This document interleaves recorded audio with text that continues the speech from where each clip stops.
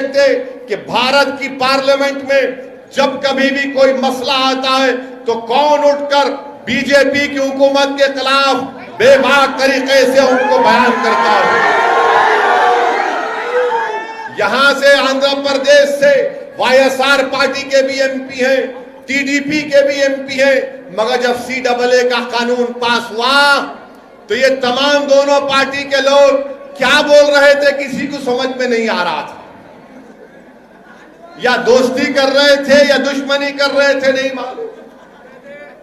Triple तलाक का bill लाया गया, दोनों पार्टी समझ में नहीं आ रहा था कि तुम बीजेपी को तलाक दे रहे या शादी कर रहे, वो भी समझ में नहीं आ रहा। ऐसा लग रहा था कि ना तलाक देना चाह रहे ना निकाह में वापिस लेना चाह रहे। मगर कौन साफ और वाज़े तरीके से, चाहे ट्रिपल तलाक हो, चाहे सीएए का कानून हो, चाहे बजट हो, हम बेबाक तरीके से दलाइल को बीजेपी की मुखालिफत करते आ रहे हैं। ये काम एमआईएम पार्टी कर रही है। और आप जानते हैं कि अल्लाह के फजलो करम से औरंगाबाद की पार्लियामेंट की सीट से भी एमआईएम पार्टी का कैंडिडेट कामयाब हुआ। एमआईएम पार्टी के अब 2 एमपी हो गए, 2 है। ये दो 300 पे पारी। अब जिनके पास 20-20, 3-3 है, उन्होंने क्या कर रहे?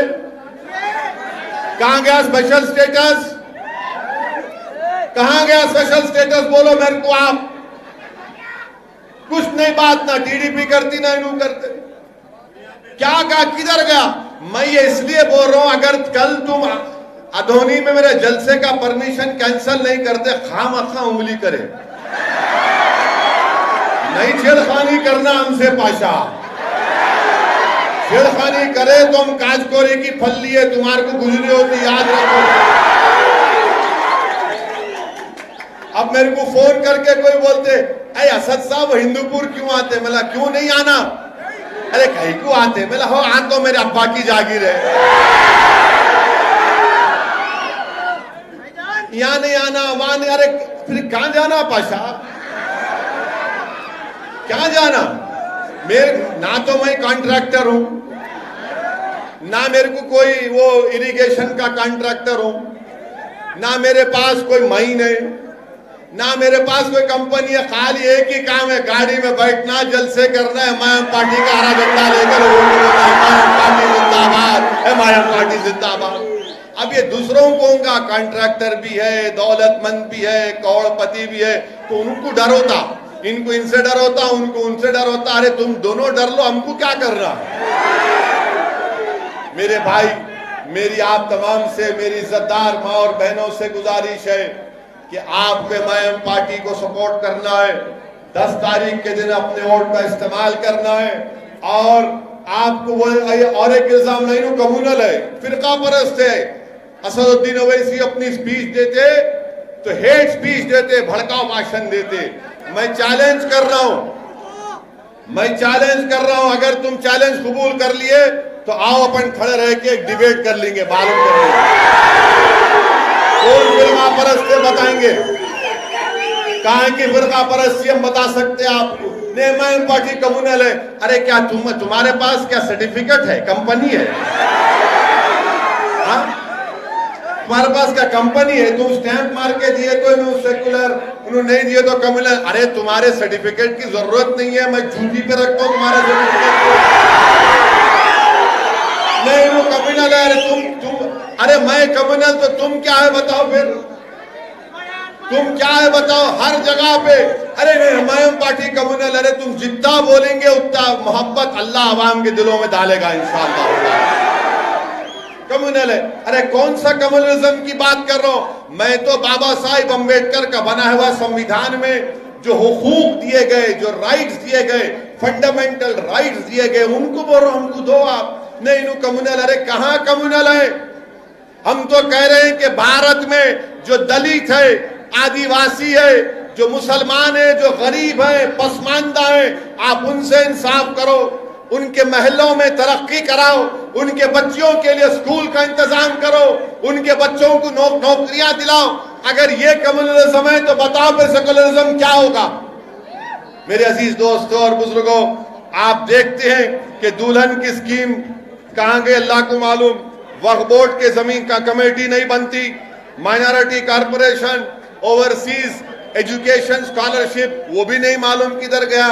मेरी आपसे एक ही अपील है कि आपको जमहूरियत में एक अपोजिशन की जरूरत है। अब यहां पे क्या हो रहा आंध्र प्रदेश में, ये रूलिंग पार्टी वाले बोलते अरे टीडीपी वाले पैसे लेके बैठ गए, तुम कहीं को नहीं ले रहे। पूछते पूरे टीडीपी वाले नायडू को धोखा दे, नायडू सुसरे को दिए, अब इनला नायडू को धोखा दे। जितने नायडू से टिकट लिए उनको वो वाईएसआर वाले बुला के इधर भाई गुलाब जामुन खा सो जा। हमारे को बुलाए, उन्होंने बोले गुलाब जामुन खाओ, हम बोले नहीं खाते। बोले 2 खाओ, हम बोले नहीं खाते। पूरा डब्बा ले ले, हम बोले नहीं खाते। उसको बोले क्या खाते, तो हम बोले हम तुमको खाते।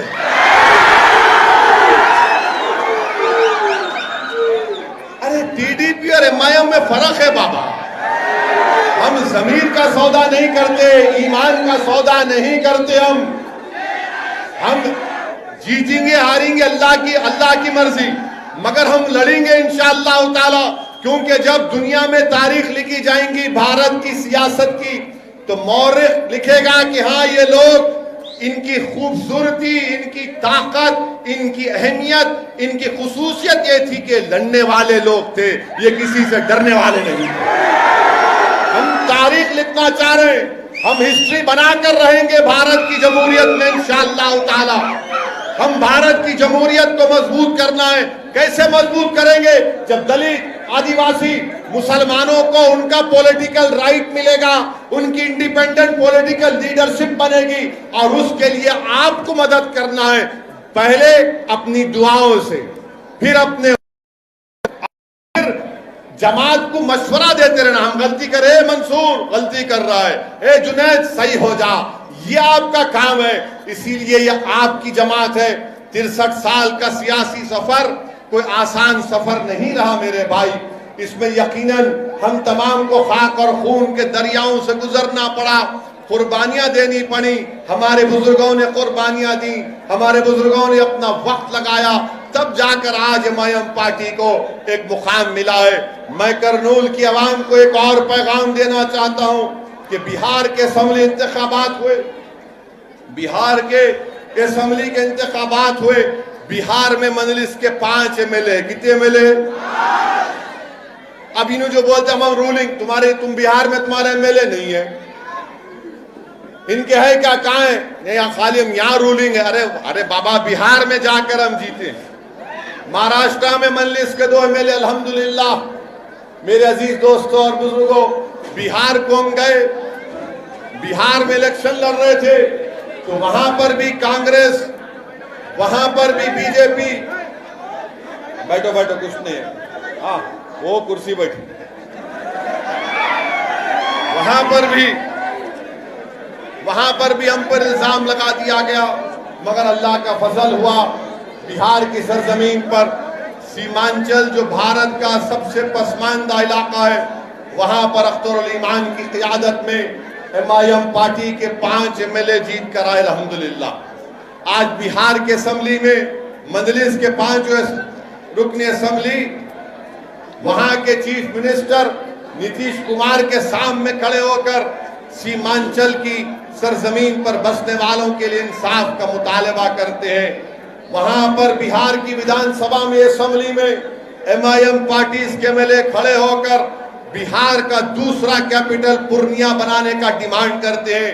मैं वाईएसआरसीपी से पूछना चाहता हूं, करनूल में हाईकोर्ट लगाने का वादा बात करे थे, कहां गया भाई? वो बोले थे, नहीं बोले थे? अब कहां गया?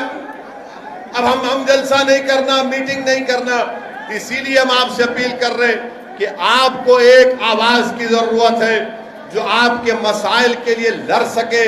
और करनूल की म्युनिसिपैलिटी में 33 में खाली हमारे 7 लड़ रहे, 7 के 7 जिता दो आप। माँ बाप की जगह पे किसको डालते, डालो बीजेपी को छोड़ के आप। मेरे अजीज दोस्तों और बुजुर्गों, और एक अहम बात की तरफ आपकी तवज्जो में मबजूल कराना चाहता हूं।